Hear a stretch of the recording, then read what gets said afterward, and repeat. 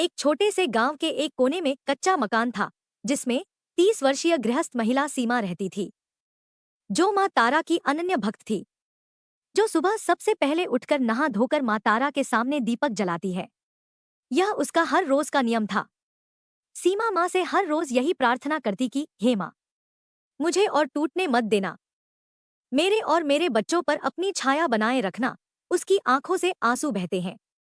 सीमा का पति राकेश, बेरोजगार और शराबी, दिन भर नशे में धुत रहता। सास सुमित्रा हर रोज ताने देती, इस घर में क्या कर रही है, बस 2 रोटियां बनाना और बच्चों को पालना। कोई और औरत होती तो कमा कर लाती। ननद मंजू खुद की कुंठा सीमा पर निकालती, भाभी, तुम्हारे जैसे बदनसीब को तो मां बनने का भी हक नहीं था। सीमा यह सब सुनती, सहती, पर हार नहीं मानती। सीमा के 2 बच्चे थे, पायल 10 वर्ष, बुद्धिमान, पर समय से पहले बड़ी हो गई।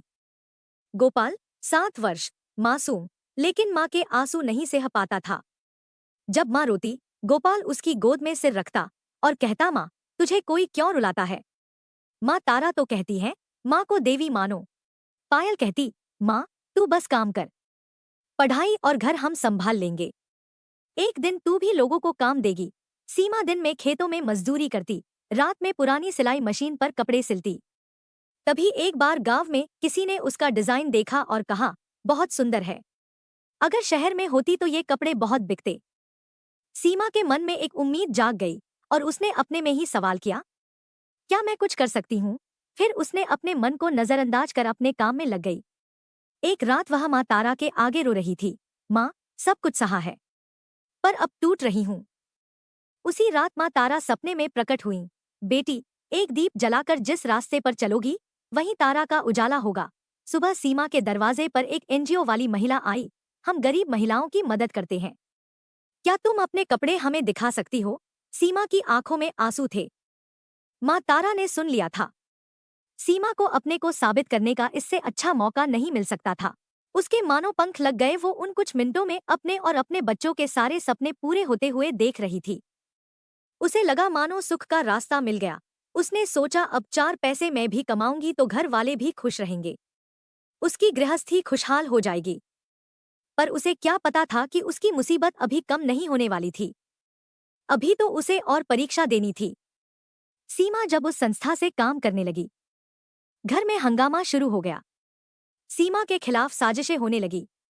सास ने कहा, अब घर छोड़ो, तुम बाहर की हो गई हो।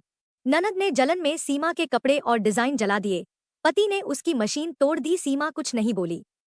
उसने माँ तारा की मूर्ति उठाई और आंगन में रख दी, दीप जलाया और कहा, माँ, आज तुझे मेरे साथ खड़ा होना ही होगा।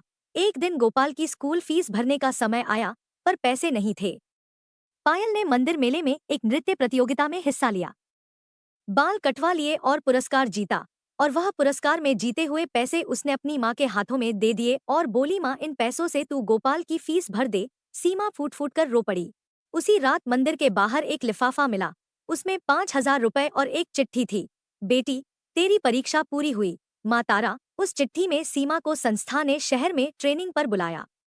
अब वो महिलाओं को डिजाइनिंग सिखाने लगी। गांव में उसकी तारा महिला उद्यम समिति शुरू हुई। यह सब देखकर उसके ससुराल वालों की भी आंखें खुल गई। वही पति, वही सास, अब उसे तारा देवी कहकर बुलाते। पति ने उससे माफी मांगी, तेरे विश्वास ने तुझे नहीं, मुझे भी बचा लिया। सीमा ने अपनी पहली कमाई से गांव में माँ तारा का मंदिर बनवाया। हर महिला वहां दीप जलाकर एक ही बात कहती, हमें भी सीमा जैसी शक्ति दो। जब माँ तारा की कृपा किसी पर होती है तो वो माँ देवी बन जाती है।